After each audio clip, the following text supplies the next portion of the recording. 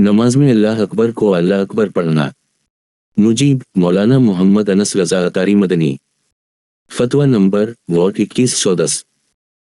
तारीख अजरा सफर 5 रबी उस्सानी 1445 दो चश्मे है 21 अक्टूबर 2023 हमजा।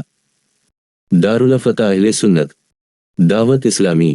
सवाल: अगर कोई इमाम नमाज में अल्लाह अकबर को अल्लाह अकबर पढ़े तवाज़ की और आस के मुक्तदियों की नमाज का क्या हकम होगा? बिस्मिल्लाहिर्रहमानिर्रहीम। अलजवाबु बाउन अलुमली कलाबे अल्लाहुम हदनियत अलुल्क़े वाल सवाबे। नमाज की तकबीर में लफ्ज़ अल्लाह में अलिफ पर मद करते हुए अल्लाह पढ़ने से मानी फासद हो जाते हैं, क्योंकि इससे सवालिया मानी पैदा हो जाते हैं, यानी मतलब ये होता है कि क्या अल्लाह सबसे बड़ा है। गोया कहने वाला माज़ल्ला अल्लाह ताला के सबसे बड़ा होने में शक कर रहा होता है। उसी वजह से अलिफ गरमानी समझते हुए ऐसा कहे तो वो काफिर है।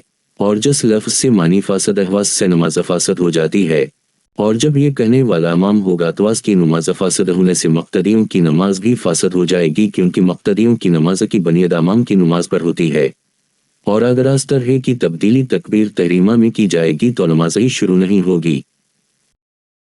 बाहर शरीयत में है लफ्ज़ अल्लाह को अल्लाह या अकबर को अकबर या अकबर और कहा नमाज ना होगी, बल्कि अगर उनके मानी फासदा समझकर कसदा कहे तो काफिर है।